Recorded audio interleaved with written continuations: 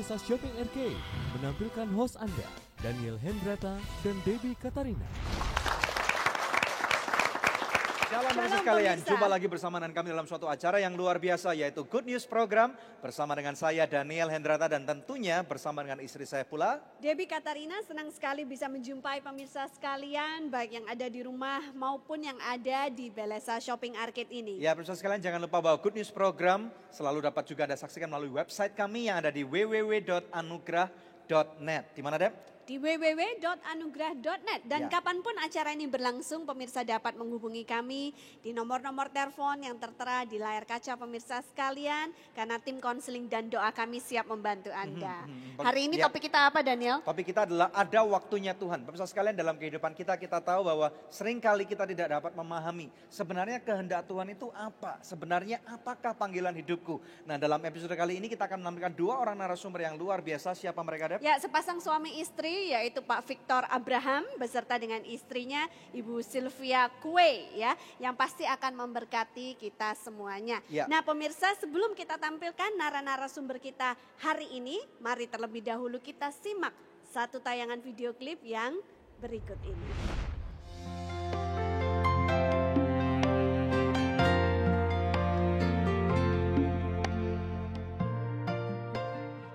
Untuk segala sesuatu ada masanya. Untuk apapun di bawah langit ada waktunya. Waktunya Tuhan, bukan waktu kita. Kalimat ini benar-benar dipahami oleh kedua hamba Tuhan ini, sehingga mereka memutuskan untuk melayani Tuhan sepenuh waktu, karena mereka menyadari inilah waktunya untuk melayani Dia, Raja di atas segala raja. Mereka adalah pasangan suami istri, Pastor Victor Abraham dan Pastor Sylvia Kowai, Bapak dan Ibu Gembala Betani Pluit. Mereka dikaruniai 3 orang anak, Fixel Immanuel, Visia Manuela, dan Vivia Immanuela.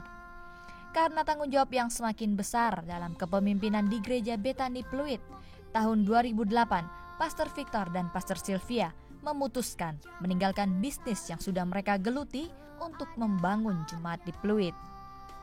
Perubahan mulai terjadi, kehidupan berbalik dari senang menjadi susah. Semua fasilitas sudah tidak bisa dinikmati, bahkan rumah dan mobil pun harus dijual untuk memenuhi kehidupan keluarga dan mendukung pelayanan. Tetapi Tuhan tidak tinggal diam.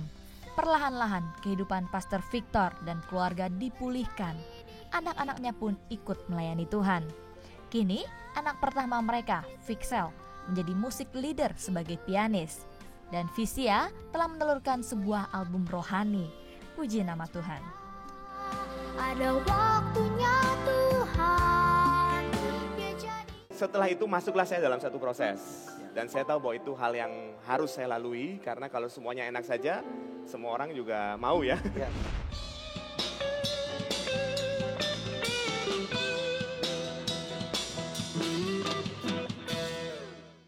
Oh hai, selalu saksikan program Good News di televisi kesayangan Anda dan jangan lupa untuk klik website kami di www.anugrah.net. Tuhan Yesus memberkati. Ayo makan so nice, ayo kita SMS, semua makan so nice. Ujungnya aja enak, apalagi tengahnya, Bud. So nice, enak loh. SMS, semua makan so nice. SMS, semua makan so nice. So nice, enak bermutu. Dari So Good Food. I love you so good. Biar kata lagi gak mood, bagiku kau very good. Oh oh, I love you so good. Aku suka makan so good, hanya so good, nikmat tak lezat. Oh so good, very good. How good is very good.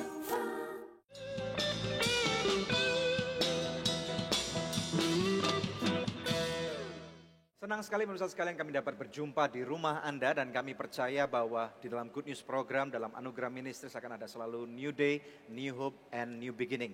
Dalam topik hari ini kita akan menampilkan suatu topik yaitu ada waktunya Tuhan bersama dengan narasumber yang luar biasa yaitu Bapak Pendeta Victor Abraham bersama dengan istrinya Ibu Sylvia. Ya, shalom Pak Shalom. Victor, Ibu Sylvia, apa kabar? Luar biasa. Senang sekali boleh menyempatkan hadir di Good News ya. Ya. Nah, untuk perkenalan, karena pemirsa di rumah belum kenal, kalau kami sudah kenal dengan Pak Victor dan Ibu Sylvia, silakan memperkenalkan diri terlebih dahulu. Siapa Pak Victor, keluarganya? Oh baik, puji Tuhan, shalom para pemirsa, saya senang sekali boleh ada bersama-sama di acara yang luar biasa ini. Saya Pastor Victor Abraham, saya bersama istri dan kami memiliki 3 orang anak. Awal-awal kami lahir di Kota Ambon dan kemudian karena kerusuhan ya semuanya ada waktunya Tuhan ya. Akhirnya Tuhan bawa ke Surabaya pertamanya. Saya memulai kerja di Surabaya sebagai seorang salesman. Keliling dari toko satu ke toko yang lain. Jual barang apa tuh, Pak? Diawali dengan jual asuransi, Pak. Oke. Setelah itu kemudian juga masih di bidang yang sama, sales, jual produk seluler. Oke. Jadi starter pack atau kartu perdana. Oke. Kemudian juga sebagai SPB ya, jadi di pameran-pameran jualan di sana. SPG maksudnya? Iya, SPG. Oke. Kemudian setelah itu Tuhan bawa dari karir yang satu naik lagi. Terus akhirnya saya pada tahun 2003 Tuhan taruh di hati saya untuk masuk sekolah teologi. Ya. Oke, terus 2003 masuk ke sekolah Alkitab ya? Ya, Kemudian masuk mau mempersiapkan diri untuk menjadi hamba Tuhan? tidak terpikir sampai ke sana sebenarnya. Hanya Tuhan bawa, waktu itu saya bekerja, ya Tuhan bawa waktu itu sudah ada di satu posisi manajer pada saat itu, jadi bukan salesman lagi. Dan tidak pernah berpikir sebagai hamba Tuhan sebenarnya. Namun memang Tuhan taruh di hati untuk melanjutin S2-nya itu teologi. Jadi saya masuk ke sekolah tinggi teologi pada saat itu. Programnya Master of Arts Pastoral Ministry. Ya ngalir saja, ada waktunya Tuhan. Terus bagaimana ceritanya sampai akhirnya Pak Victor boleh menjadi hamba Tuhan sepenuh waktu? Nah saya lanjutin kuliah kan 2003 sampai hampir selesai. Tapi belum sampai selesai, hampir sedikit lagi selesai. 2005 pada saat itu saya dipindah oleh perusahaan ke Jakarta. Jadi setelah pindah ke Jakarta, pada saat itu dipercaya untuk megang regional Jabotabek, Banten, dan Jawa Barat. Ya sama sekali tidak ada berpikir untuk full time, ya hanya melayani saja, terus sambil bekerja. Nah di tengah pekerjaan ini seringkali kan saya pulang kantor itu langsung melayani, setiap hari seperti itu. Setiap kali melayani di hati ini rasanya, kok enggak melayani sepenuh waktu saja. Ya. Tapi saya belum respon karena jujur saja saya membangun karir ini dari jadi salesman keliling satu rumah ke rumah yang lain sampai bisa Seberapa mencapai berhasil posisi. Anda? Bisa ceritakan kepada pemirsa nggak? Keberhasilan-keberhasilan yang pernah Anda raih sebagai seorang businessman atau profesional Oke. waktu itu? Yang bisnis itu istri saya. Kalau saya memang bekerja dari seorang sales, saya pernah jadi FA of the Year. Jadi sales terbaik, penjualan terbaik asuransi se-Indonesia. Wow. Pada saat itu di Dari salah seluruh satu perusahaan asuransi yang ada? Satu perusahaan. Jadi dalam satu perusahaan itu penjual terbaik se-Indonesia dari sekian banyak tenaga sales yang ada di Indonesia. Ya. Kemudian ya keberhasilan yang kedua adalah pada saat saya ada di satu perusahaan yang menurut saya cukup sulit menjual produknya. Cukup banyak orang yang resign dari perusahaan tersebut. Ya. Namun Tuhan bawa saya tentunya dari kemampuan dari Tuhan. Tapi saya juga ya sebagai manusia ya berusaha juga. Kalau cuma kemampuan Tuhan terus duduk-duduk aja nggak mungkin. Berusaha dan akhirnya bisa tetap eksis di perusahaan itu. Dan sampai akhirnya dibawa dari jenjang manajer ke level berikutnya. Nah, sudah merasakan betapa enaknya di dunia pekerjaan, Ya. tapi kemudian mengapa Pak Victor mau melepaskan pekerjaan tersebut dan melangkah sebagai hamba Tuhan? Ya, seperti tadi saya lanjutkan yang tadi. Jadi di tengah saya bekerja di Jakarta, pulang melayani, kadang sampai jam 1, jam 2 pagi baru kami pulang. Pagi-pagi berangkat lagi kerja. Sampai saya kadang-kadang merasa letih. Tuhan taruh di hati, kenapa nggak full time aja? Saya masih berat jujur karena saya membangun karir sampai terakhir itu bukannya regional, terakhir itu sebagai seorang vice president di sebuah perusahaan internasional. Jadi karir yang sudah saya bangun dari mulai salesman, team leader, supervisor, senior supervisor, assistant manager, manager, senior manager, terus jadi saya merasa cukup sulit. Jadi saya masih bertahan sebagai manusia biasa jujur. Tapi seringkali panggilan itu muncul lagi. Nah, nanti kita bisa lanjutkan, Deb. Ya. Seorang vice president menjadi apa yang akan dilakukan nih. Nanti kita akan saksikan. Ya, baik. Silakan, Deb. Ya pemirsa tetap stay tune bersama dengan kami, ada waktunya Tuhan. Kami akan kembali dalam Good News program. ya oke ya saya support. Selama ini juga kan kita mau hidup susah, hidup apa semuanya kan karena Tuhan juga. Kamu ada sampai sekarang gini juga karena Tuhan, ngomongnya sih enak.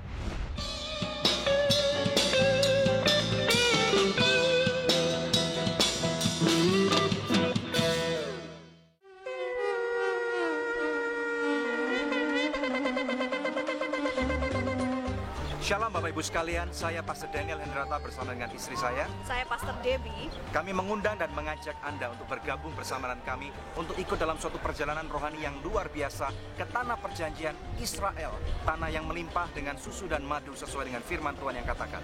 Dan ini pasti memperkaya kehidupan Bapak Ibu sekalian, karena di sini kita bisa melihat di mana Yesus berjalan, di mana Yesus disalibkan, di mana Yesus dikuburkan, dan di mana Dia dibangkitkan. Satu hal yang luar biasa. Hidup Anda tidak akan pernah sama lagi. Wonderful Christmas in the Promised Land. Perjalanan rohani di tanah perjanjian pada tanggal 22 Desember 2013 sampai 2 Januari 2014. Dengan pembimbing rohani Pastor Daniel Hendrata dan Pastor Debbie Katarina. Untuk informasi lebih lanjut, Anda dapat menghubungi nomor-nomor telepon yang tertera di layar televisi Anda. Tuhan Yesus memberkati. Shalom pemirsa, terima kasih atas kesetiaan Anda menyaksikan Good News program selama ini. Kami mengajak pemirsa sekalian untuk menjadi partner dari Anugerah Ministries agar kita dapat menyebarkan kabar baik bersama-sama. Anda dapat menghubungi kami di nomor-nomor telepon yang tertera di layar kaca atau memberikan taburan Anda di rekening yang berikut ini. Untuk setiap taburan yang Anda berikan, Anda memastikan kelangsungan Good News program dan juga program-program sosial kami lainnya. Kami percaya taburan Anda berada di ladang yang subur dan akan membuahkan banyak hasil bagi pekerjaan Tuhan. Tuhan Yesus memberkati.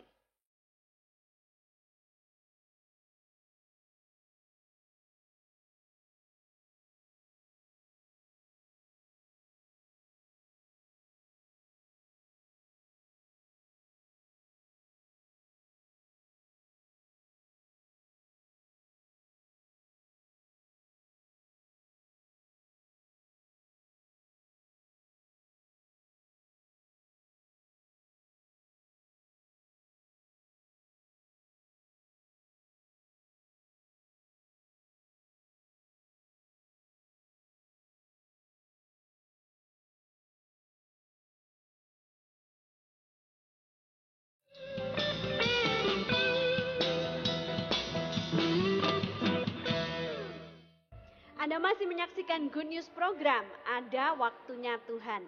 Seringkali pada saat Tuhan memanggil kita untuk melayani Dia, kita akan mempunyai berjuta pertanyaan. Benar apa enggak sih ini panggilan? Nanti masa depan gue seperti apa ya? Anak-anak nanti sekolahnya bagaimana ya? Nanti bagaimana dengan tempat tinggal dan lain sebagainya. Kira-kira pergumulan seperti itu yang pada saat itu Ya, Pak betul. Victor hadapi juga ya. Betul Tapi sekali, Pastor kemudian Debbie. bagaimana akhirnya sampai Pak Victor bisa memutuskan untuk melayani Tuhan? Ya, saya lanjut yang tadi. Jadi beberapa kali sering Tuhan taruh di hati, namun saya belum berani karena memang membangun itu dengan sulit sekali. Kemudian ditambah lagi, rupanya ini tanda ya. Ada jemaat yang mau konseling, kemudian juga ada orang yang minta waktu untuk ingin didoakan. Sering kali saya nggak bisa karena saya harus keliling, keluar kota dan sebagainya untuk bisnis trip. Saya akhirnya berpikir, Tuhan apa benar? Saya minta tanda beberapa Tuhan. Yang pertama adalah saya ke istri. Saya sampaikan apa yang Tuhan taruh di hati ini ke istri.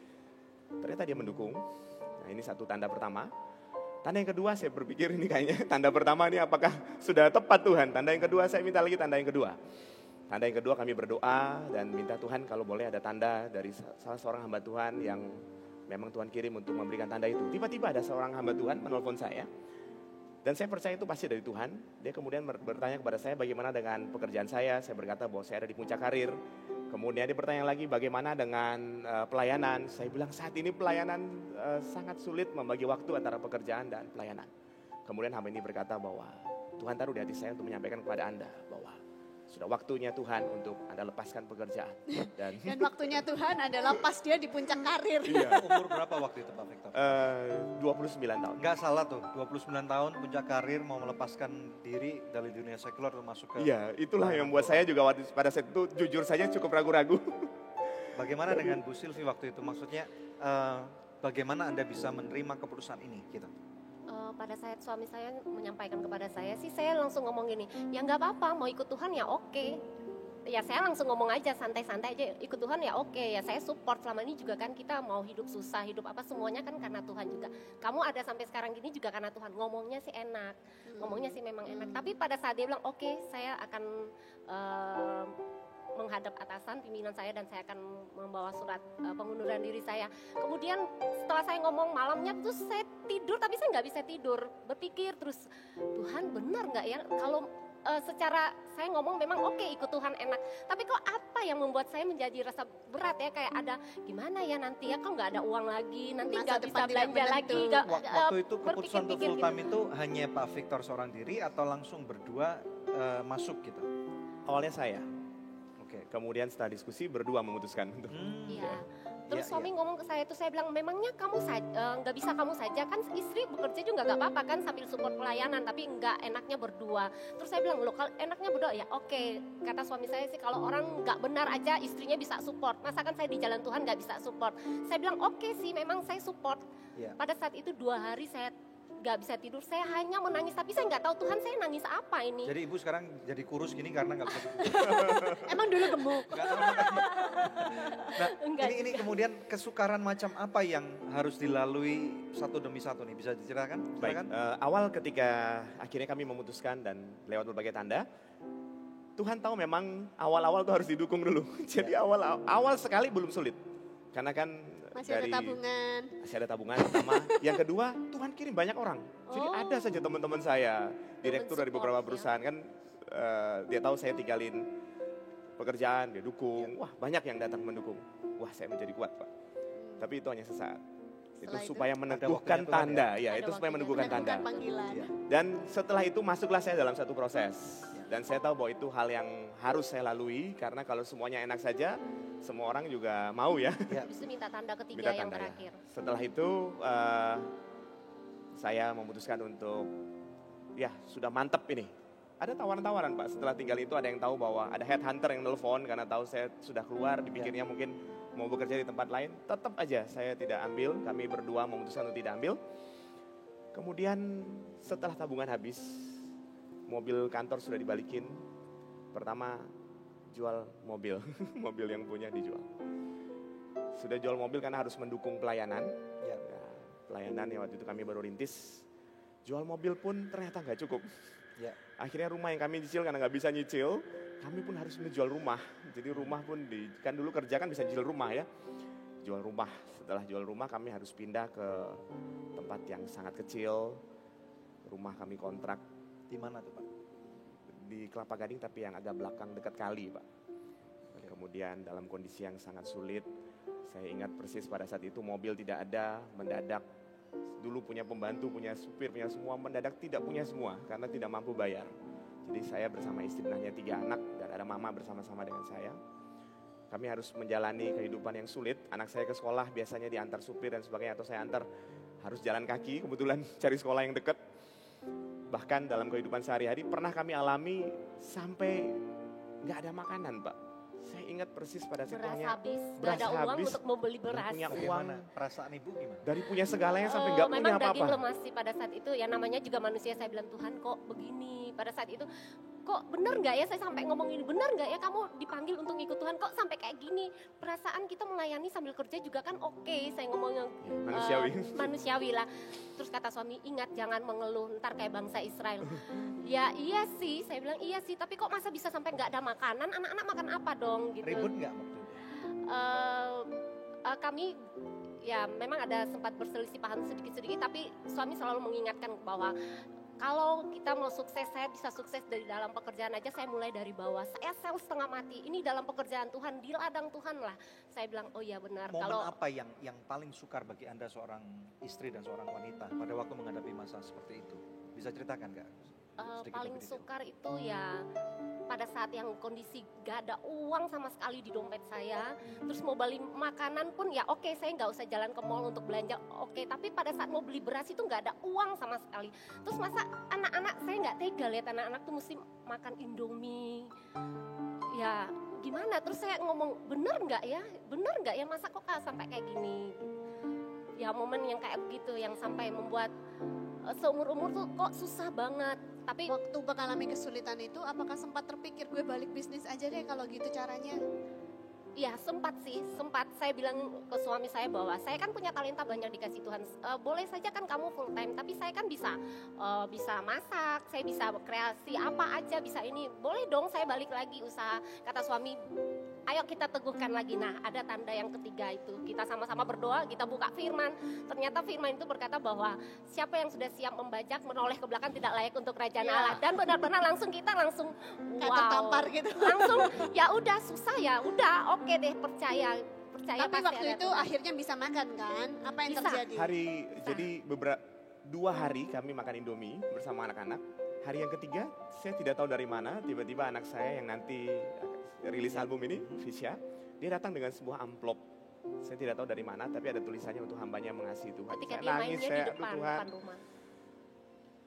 Tepat waktunya Indomie sudah habis datang amplop itu dan kami pakai itu untuk beli beras dan untuk berapa membeli. isi uang amplop itu? Kalau tidak salah 2 juta rupiah. Ada waktunya Tuhan Bapak Ibu sekalian. Dimanapun Anda berada hari ini, kita percaya bahwa mungkin Anda sedang mengalami satu kesukaran yang tidak dapat orang bisa mengerti. Mungkin tidak ada orang yang bisa tahu apa yang sedang Anda alami, tetapi percayalah bahwa ada waktunya Tuhan. Jangan kemana-mana, masih ada banyak segmen yang akan kita bahas. Dan ada seorang artis cilik yang luar biasa akan menyumbangkan sebuah lagu di Good News program. Segala yang terjadi di hidupku, janji Tuhan menghidup. I love you so good. Biar kata lagi gak mood, bagiku kau very good. Oh oh, I love you so good. Aku suka makan so good, hanya so good, nikmat dan lezat.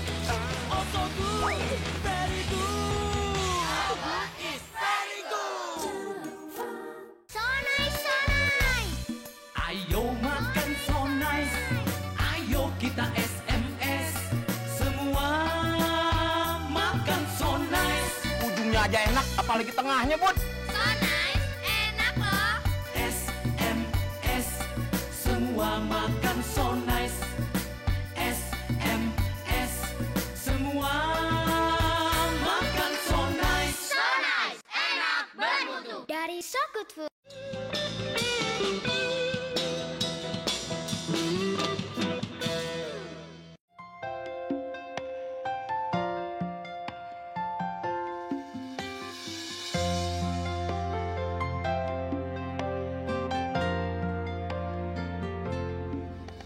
Waktu Tuhan bukan waktu kita.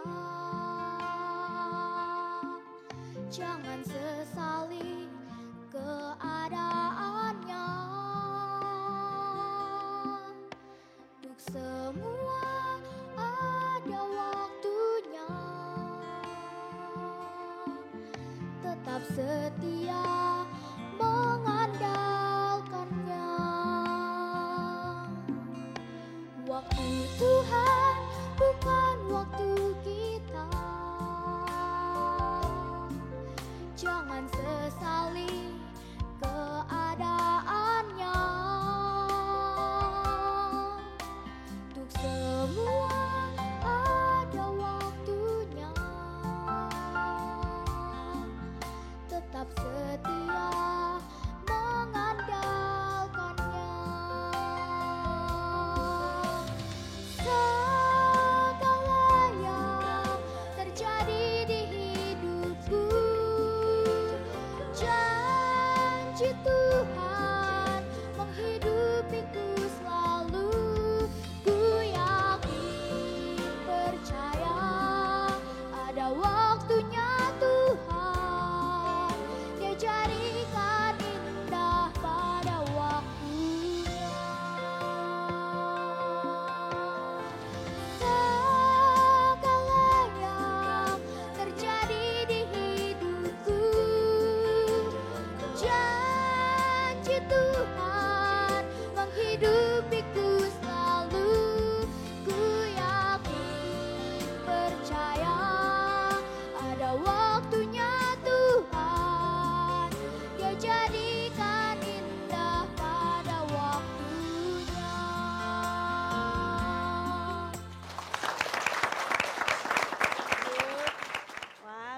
biasa.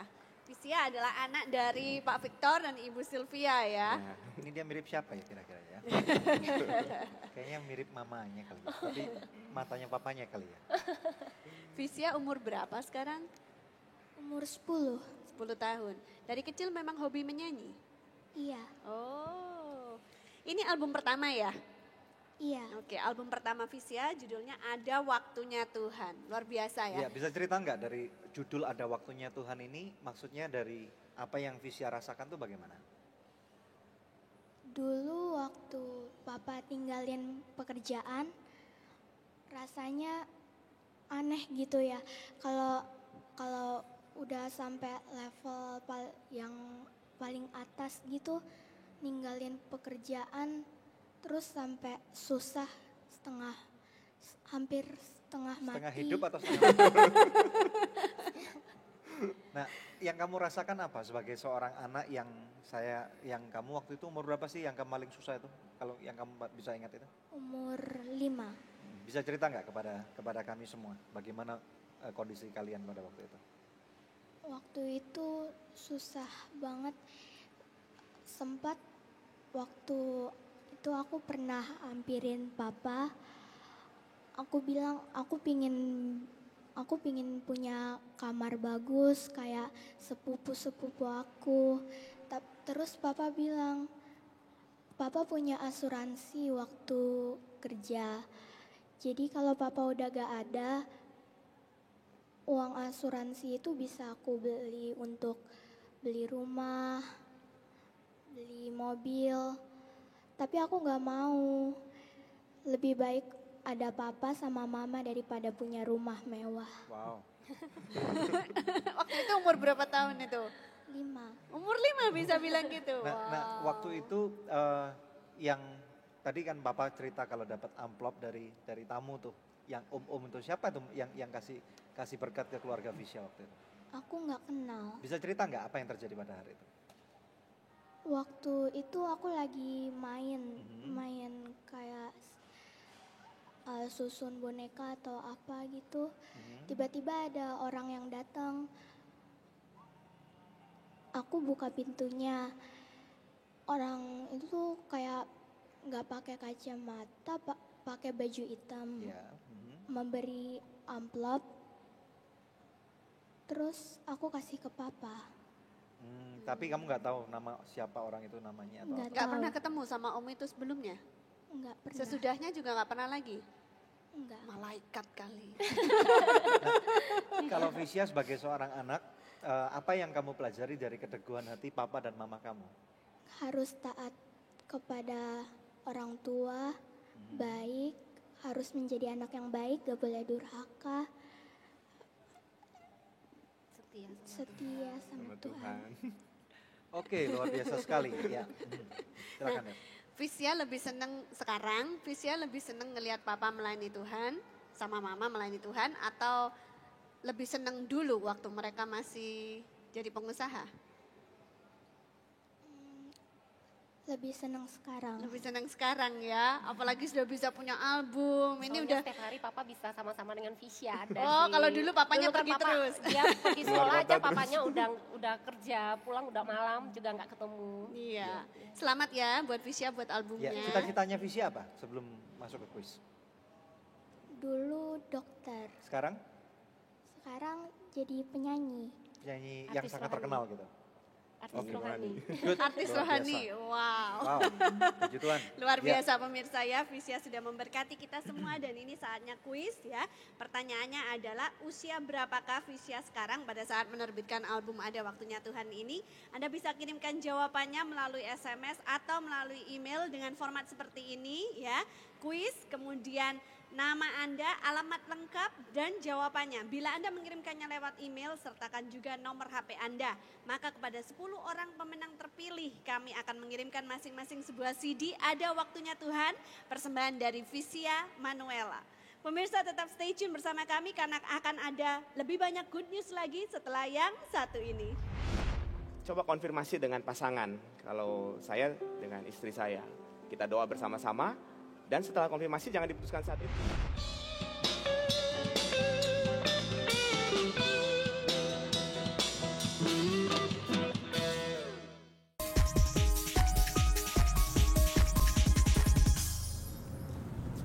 Ya pemirsa sekalian, mari kita ikuti pembukaan Center Adikku Sayang yang terbaru di Tanah Merah, tepatnya di utara dari Kelapa Gading.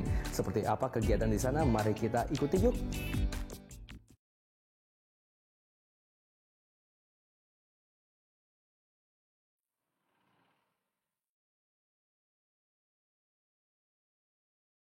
Tanah Merah, sebuah kawasan di utara Kelapa Gading, 20 menit dari Jakarta Pusat. Tanah Merah adalah lokasi tempat tinggal dari kebanyakan supir metro mini dan angkot.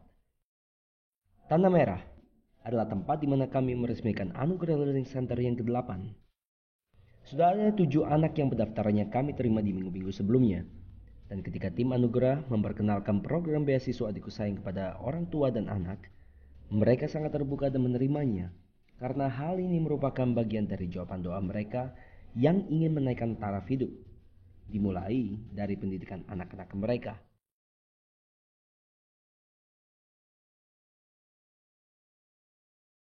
Kami percaya bahwa ini adalah titik awal di mana anak-anak yang berharga dengan semangat juang dan tekad yang tinggi ini akan dapat mengubah hidup mereka menjadi lebih baik.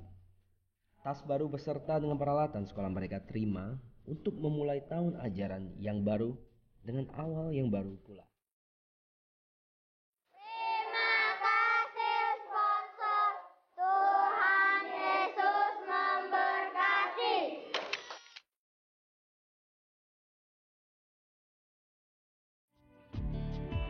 Ya pemirsa sekalian, itulah kegiatan opening Center Adikku Sayang terbaru di Kota Tanah Merah.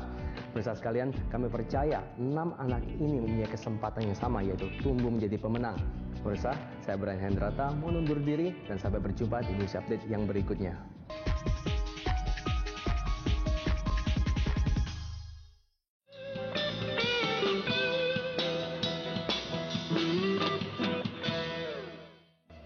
Pemirsa, Anda masih menyaksikan kami dalam Good News program. Hari ini kita bicara tentang ada waktunya Tuhan. Langsung aja kembali kepada Pak Victor dan juga Ibu Sylvia. Nah, Pak, jelaskan kepada kami pemirsa di rumah ya, bagaimana seseorang itu bisa memahami panggilan Tuhan dalam hidupnya. Ya, tentunya yang pertama, setiap orang kan panggilan beda-beda. Ya. Jadi nggak semua juga harus jadi full timer. Ya. Tuhan pakai dengan masing-masing sesuai dengan panggilan. Nah, yang pertama taat saja, karena Tuhan kan biasa bicara pertama melalui hati. Setelah itu, jangan langsung kita putuskan, karena kan tipis. Kadang-kadang mungkin ketika kita sedang emosional, atau mungkin kita sedang dalam masalah, atau kita sedang sedih, itu bisa jadi salah. Jadi setelah panggilan hati, yang kedua, coba konfirmasi dengan pasangan. Kalau saya dengan istri saya, kita doa bersama-sama, dan setelah konfirmasi jangan diputuskan saat itu, biarkanlah dibawa dalam doa, puasa, biarlah tidur dulu, besok bangun lagi. Karena mungkin jangan sampai hanya emosi kami berdua saja begitu. Setelah besok bangun lagi ternyata sama, tetap sudah mantap. Doakan lagi dan kami pada saat itu minta tanda ada hamba Tuhan yang Tuhan kirim. Tentunya mungkin orang yang lebih senior. Apakah berarti begitu. pada akhirnya setiap orang harus masuk dalam pelayanan full time atau menjadi seorang pendeta seperti itu? Kalau menurut saya tidak, Pak. Karena kan Tuhan pakai setiap orang dengan masing-masing talentanya. Kalau semua pendeta nanti siapa yang melayani musik, nanti siapa yang mendukung pekerjaan Tuhan dan sebagainya. Puji Tuhan. Nah kemudian bagaimana caranya? Tadi kan Bapak bilang selama waktu break ada godaan-godaan nih.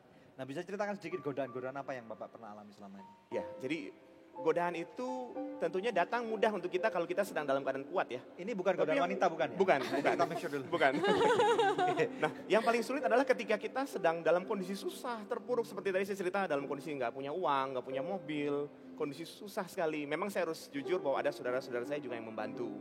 Namun saya juga tidak mau merepotkan selalu saudara-saudara membantu. Dalam kondisi sulit, tidak punya uang, tidak punya mobil, tidak punya rumah, tiba-tiba ada tawaran pekerjaan. Dan saya tahu bahwa mereka tidak salah ya, mereka menawarkan saya untuk bekerja lagi. Misalnya apa Pak? Ya ada beberapa perusahaan, ada regional company, ada juga international company yang menawarkan saya untuk kembali berkarir. Mungkin kompensasinya nggak terlalu bagus waktu itu, negosiasinya gagal. Lebih bagus malah dari sebelumnya. Pernah saya mau dikasih fasilitas seperti rumah atau apartemen yang cukup mewah, kemudian juga mobil yang cukup mewah. Dan pada saat itu saya sedang nggak ada mobil. Jadi apakah ini Tuhan kirim jalan ini, kok ada mobil, ada rumah lagi, padahal sementara saya dalam kondisi susah. Saya tanya lagi ke istri. Nah istri gimana waktu itu istri? Pada saat ada tawaran misalnya saya lihat dia mulai buat sesuatu di laptopnya gitu, terus buat apa gitu, katanya saya dikasih ini, gimana menurut ya dikasih saham 20% kosong juga. Dikasih apartemen, dikasih mobil. Pada saat itu memang kita butuh gitu. Terus mungkin Tuhan pakai saya dalam keadaan susah, tapi saya langsung ngomong ke suami saya, kamu mengundurkan diri untuk melayani full time kan katanya. Berarti apa bedanya kalau kamu buat gini? Berarti walaupun dia berkata bahwa Pak, Bapak nggak usah ke kantor cuma seminggu sekali atau Bapak dari rumah aja yang kontrol gitu. Tapi pasti saya percaya kalau karyawan kerja nggak benar, pasti kamu kerja dan pasti kamu terbagi dan kembali lagi seperti dulu lagi. Saya bilang itu pasti iblis sedang mencoba apa yang sudah kamu katakan, kamu dicobain. Kalau bukan dari Tuhan, walaupun apa yang dikasih pasti nggak bisa sukses. Jangan deh saya bilang. Terus saya bilang bahwa kamu siap nggak untuk tetap masih sulit pada saat itu? Jujur saja kami tidak bisa berharap pada manusia, meskipun memang pasti Tuhan masih pakai orang yang membantu, dan sudah cukup banyak perhiasan yang kami jual, pokoknya sudah habis-habisan gitu. Kami masih siap gitu. Ngomongin sih siap-siap, tapi kalau suami mulai buka lemari, apa ya saya butuh ini anak-anak uang sekolah gimana, terus saya bilang ini, apalagi yang harus dijual, apalagi buka lemari. Tapi memang sih. Terakhir untuk pekerjaan Tuhan, cincin kawin pun kami sudah persembahkan untuk pekerjaan Tuhan. Wow. Nah, tentunya hal yang paling sulit itu memang adalah menghadapi godaan-godaan yang ada. Karena banyak orang pada saat sangat susah, kemudian akhirnya meninggalkan panggilan mereka yang mereka pikir, oke, saya kerja pun saya masih tetap melayani Tuhan kok, bukan berarti saya berhenti melayani Tuhan. Ada excuse, alasan-alasan yang bisa diciptakan, ya kan? Tetapi Pak Victor dan Ibu Sylvia tidak melakukan hal itu. Apa yang membuat Anda berdua tetap bertahan dalam panggilan yang Tuhan berikan dalam hidup Anda? Sebelumnya saya garis bawahi dulu bahwa bukan berarti yang orang bekerja dan melayani itu salah, itu panggilannya dia berarti. Dia bisa bekerja dan jadi juga ada yang melayani. Panggilan part time, istilahnya seperti itu ya. Namun saya mencoba untuk memahami bahwa panggilan kami berdua adalah full time. Dan toh dari waktu ke waktu meskipun tawaran datang silih berganti, meskipun sudah 1 tahun, 2 tahun berjalan, kami masih dipelihara Tuhan. Saya ingat, boleh kasih cerita sedikit Pak? Satu ketika waktu saya merintis sebuah pelayanan di Pantai Indah Kapuk. Kondisi sulit sekali, di dalam kondisi kami tidak punya apa-apa, kami harus juga merintis pekerjaan Tuhan, tentunya sangat-sangat sulit. Setelah selesai pelayanan, tiba-tiba ada seseorang yang saya tidak kenal, dia orang Indonesia tapi dari Malaysia. Kemudian dia panggil saya, dia berkata bahwa Tuhan sangat mengasihi Anda. Saya nangis karena saya susah sekali pada saat itu. Terus dia berkata bahwa boleh saya minta waktu Bapak sebentar. Setelah itu saya bersama-sama dengan dia ngasih amplop buat saya. Pada saat itu memang saya belum bisa bayar uang sekolah anak-anak Pak. Saya nggak bisa bayar sekolah anak-anak. Anak-anak sudah berkata bahwa sudah ditegur sama guru. Ya, saya terima amplop itu. Ya, saya bersyukur, saya belum buka. Sampai di rumah saya berdoa, terima kasih Tuhan, saya buka amplop itu. Isinya 167.000 Pak. Jauh dari bisa membayar sekolah anak-anak. Jujur manusia biasa saya masih berpikir, Tuhan, ini gak bisa bayar uang sekolah anak-anak. Tuhan tegur saya. Tiba-tiba saya menangis dan Tuhan berkata bahwa kamu tahu itu orang memberi semua yang ada dalam dompetnya dia untuk kamu. Karena dia mengasihi kamu. Apalagi aku lebih mengasihi kamu. Uang sekolah semuanya pasti beres. Aduh Pak, beberapa waktu kemudian memang beres, akhirnya beres. Saya jalan ke ATM waktu itu, saya cuma cek saldo, tiba-tiba nggak tahu kenapa ketemu teman saya Pak. Dia direktur dari sebuah perusahaan besar di Indonesia ini. Terus dia bertanya, Pak lagi kemana? Enggak, saya nggak enak ngomong apa atau apa. Sudah ngopi Pak, ayo kita ngopi sebentar. Setelah ngopi, terus dia bilang, Pak boleh minta nomor rekening. Saya bilang, untuk apa Pak? Enggak, saya ada perlu Tuhan taruh di hati saya. Terus dia transfer sejumlah uang yang cukup untuk bayar sekolah. Jadi pada saat mengalami hal yang sulit, ada mujizat-mujizat yang terjadi ya. Dan sekarang jadi bertahan terus sudah begitu. pernah mengalami turning point yang besar nggak? Letupan yang dahsyat dalam pelayanan Anda? Ada? Banyak. Oke, kita akan take a break dulu. Banyak sekalian, kita akan mendengarkan letupan-letupan apakah yang Tuhan berikan kepada kehidupan pelayanan daripada Pak Victor bersama dengan Ibu Sylvia. Jangan kemana-mana, tetap bersama dengan kami dalam Good News Program. Ya, saya percaya itu kuasa Tuhan. Saya juga tidak tahu bahwa saya bisa melakukannya. Tapi di antara orang yang didoakan itu banyak juga yang mengalami mujizat yang luar biasa.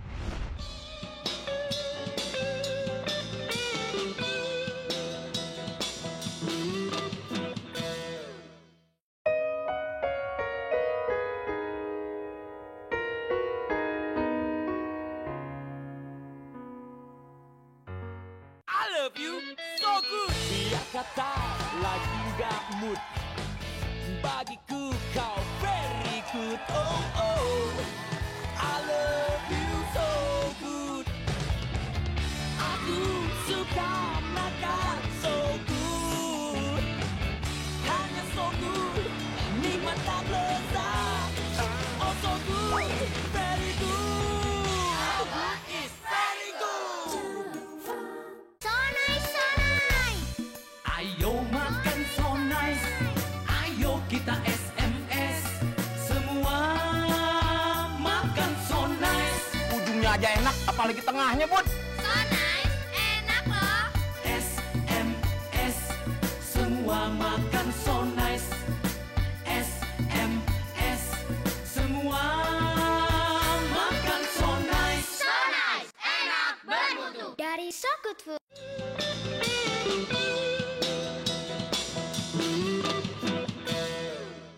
Anda masih bersama dengan kami dalam Good News program dan memang benar dalam kehidupan kita selalu akan ada waktunya Tuhan. Demikian pula dalam kehidupan Pak Victor bersama dengan Ibu Sylvia. Pak, saya ingin tanya Pak, dalam kehidupan Bapak sekarang dampak pelayanannya apa gitu? Ya, dampak dari pelayanan banyak sekali Pak. Ya. Jadi sebelumnya mohon maaf, saya ingin garis bawahi dulu. Di awal ketika saya melayani kan sulit, susah sekali. Saya sering berkata kepada hamba-hamba Tuhan yang kami mentoring, saya berkata bahwa jangan pernah hitung-hitungan dalam pelayanan. Apapun lakukan saja, kami punya program radio Pak, sudah 5 tahun ini, di salah satu radio di Jakarta ini. Kadang-kadang saya dipinta untuk doain orang 1 jam, jadi nggak ngapa-ngapain, dan orang nggak kenal saya doa saja begitu. Ada banyak orang yang berkata, wasting time, ngapain lakukan itu? Orang nggak kenal Anda, tidak sesuatu. Saya bilang jangan pernah hitung-hitungan, nggak usah hitung-hitungan. Kalau saya hitung-hitungan, maka saya dapat pasti, tapi hanya itu saja yang saya dapat, tidak bisa lebih. Nah ketika proses waktu berjalan, tadi saya cerita mobil harus dijual, rumah harus juga dijual dan sebagainya. Puji Tuhan Pak, ada mujizat. Tiba-tiba saya dapat mobil lagi, Tuhan kirim ya, ada mobil yang Tuhan kasih. Tiba-tiba saat ini puji Tuhan kami sudah diberkati, ada rumah yang baik sekali Tuhan pakai. Jadi itu terjadi dalam pelayanan ketika setia Pak. Ya. Itu dampak yang pertama, ketika setia dan tidak hitung-hitungan.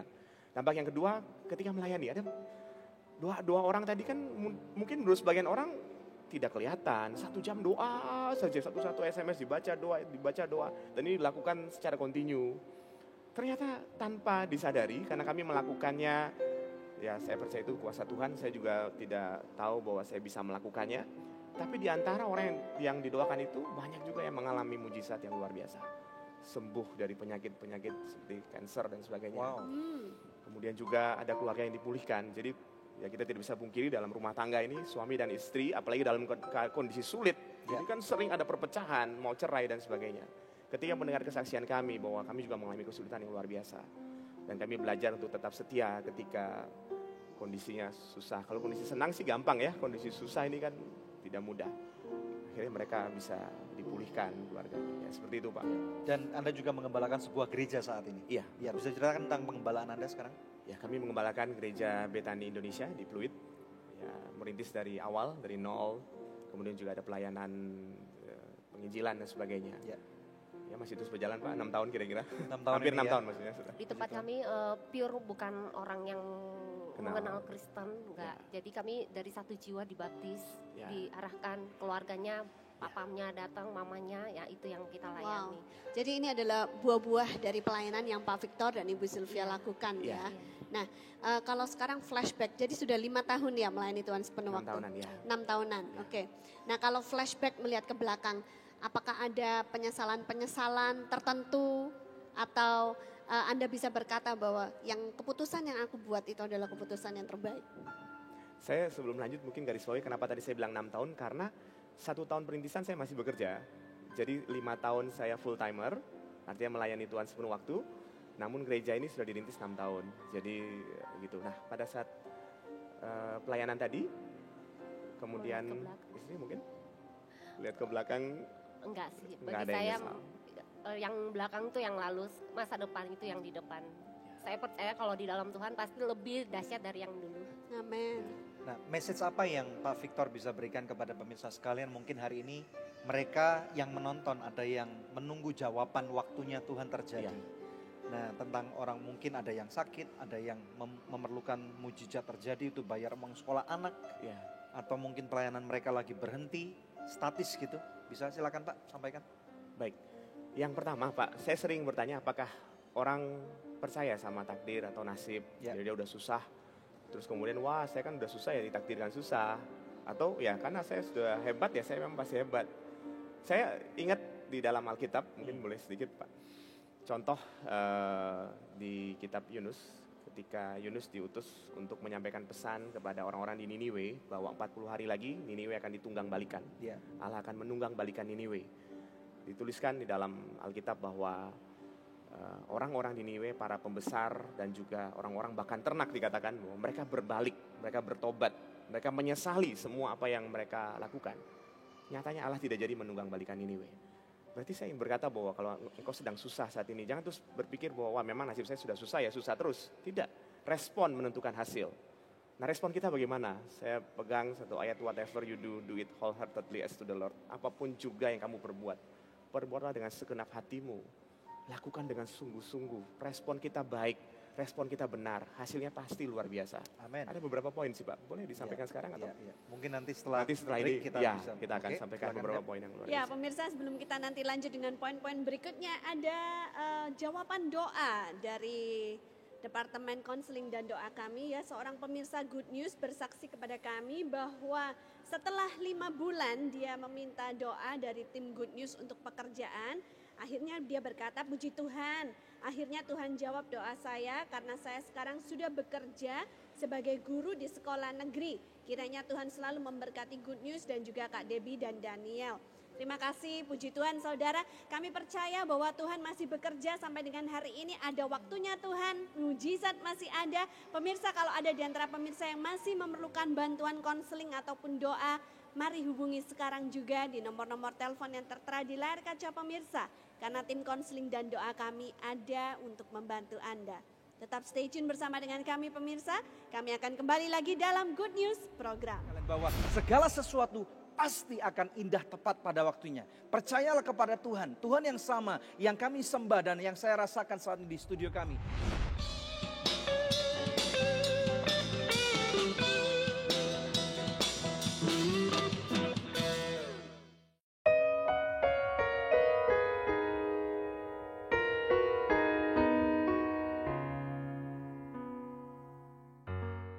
Shalom pemirsa, terima kasih atas kesetiaan Anda menyaksikan Good News program selama ini. Kami mengajak pemirsa sekalian untuk menjadi partner dari Anugerah Ministries agar kita dapat menyebarkan kabar baik bersama-sama.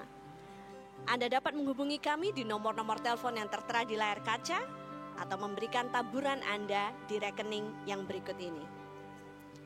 Untuk setiap taburan yang Anda berikan, Anda memastikan kelangsungan Good News program dan juga program-program sosial kami lainnya. Kami percaya taburan Anda berada di ladang yang subur dan akan membuahkan banyak hasil bagi pekerjaan Tuhan. Tuhan Yesus memberkati.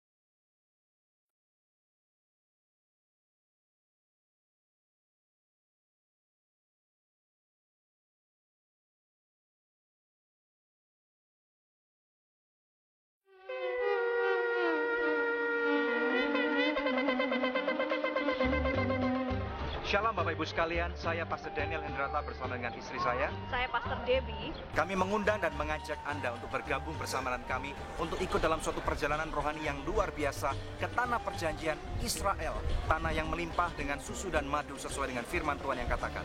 Dan ini pasti memperkaya kehidupan Bapak Ibu sekalian karena di sini kita bisa melihat di mana Yesus berjalan, di mana Yesus disalibkan, di mana Yesus dikuburkan dan di mana Dia dibangkitkan. Satu hal yang luar biasa. Hidup Anda tidak akan pernah sama lagi. Wonderful Christmas in the Promised Land. Perjalanan rohani di tanah perjanjian pada tanggal 22 Desember 2013 sampai 2 Januari 2014. Dengan pembimbing rohani Pastor Daniel Hendrata, dan Pastor Debbie Katarina. Untuk informasi lebih lanjut, Anda dapat menghubungi nomor-nomor telepon yang tertera di layar televisi Anda. Tuhan Yesus memberkati.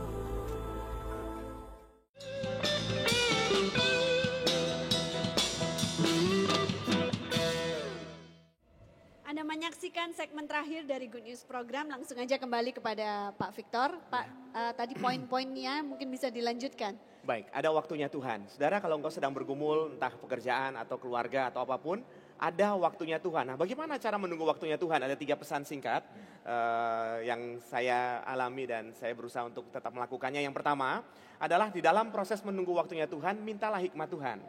Ketika Salomo di Bukit Gibeon mempersembahkan 1000 korban bakaran, kemudian Allah bertanya dan dalam mimpinya, apa yang kau minta? Saya ingat benar dalam firman Tuhan, Salomo minta hati yang faham, hikmat Tuhan. Ada banyak orang ketika dalam pergumulan, dia bergumul dalam pekerjaannya atau bisnisnya, dia minta Tuhan berkati aku dong, kalau bisa gajiku naik, kalau bisa aku naik pangkat dan sebagainya dan sebagainya. Padahal Salomo pada saat itu dia minta hati yang faham. Pada saat dia minta hati yang faham, Tuhan berkata bahwa Tuhan berikan hati yang faham dan apa yang tidak dia minta yaitu kekayaan dan kemuliaan juga Tuhan berikan.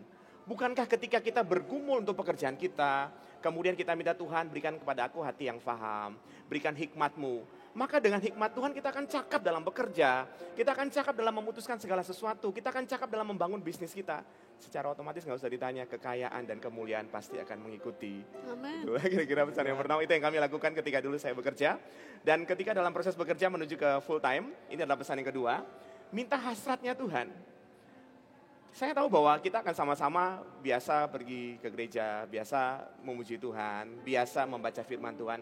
Tapi apakah kita memuji Tuhan dengan hasrat?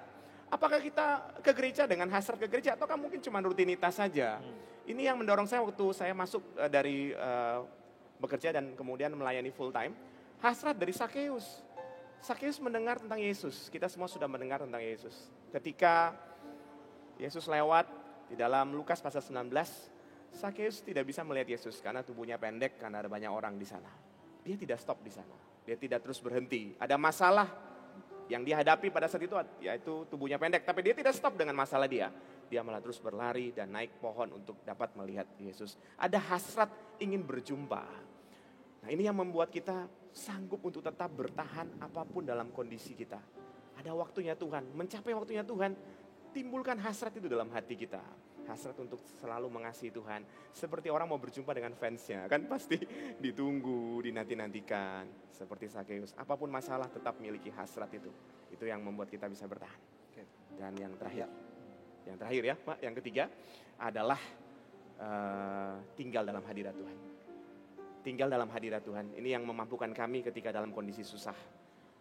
Tinggal dalam hadirat Tuhan, saya ingat Daud senang tinggal dalam hadirat Tuhan. Ketika dia menghadapi Goliat masalah yang besar. Goliat itu kan tinggi, Daud biasa. Goliat ini melambangkan masalah yang besar. Dia mampu melawan Goliat karena dia tinggal dalam hadirat Tuhan. Orang yang tinggal dalam hadirat Tuhan pasti dikasih pola pikir yang berbeda dengan orang yang lain. Orang yang tidak tinggal dalam hadirat Tuhan mungkin pola pikirnya langsung takut. Ada masalah langsung menyerah, ada masalah langsung lari. Daud ketika ada masalah, pola pikirnya beda. Dia berpikir bahwa dulu Tuhan pernah melepaskan aku dari cakar singa dan cakar beruang. Berarti Tuhan yang sama pasti akan melepaskan aku dari tangan Goliat ini. Jadi tinggal dalam hadirat Tuhan, kita punya pola pikir pasti yang berbeda. Ada masalah ya memang kita susah, semua orang susah, saya juga mengalami susah. Tapi karena tinggal dalam hadirat Tuhan, kita punya pola pikir Tuhan dulu pernah tolong kita, masa sekarang gak tolong, pasti tolong. Puji Tuhan. Terima kasih Pak Victor, terima kasih atas waktunya. Dan ini adalah waktunya Tuhan ada di sini.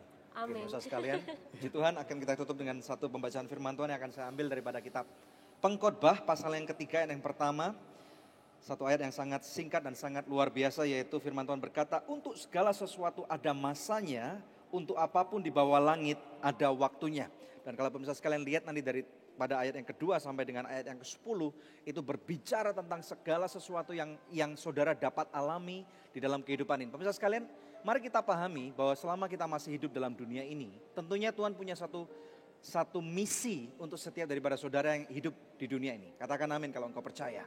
Dan ini sekarang waktunya untuk saya percaya kalau kita berbicara mengenai untuk kita melihat waktunya Tuhan. Langkah yang pertama untuk kita mengerti adalah tentunya saudara harus kenal siapa Tuhan itu.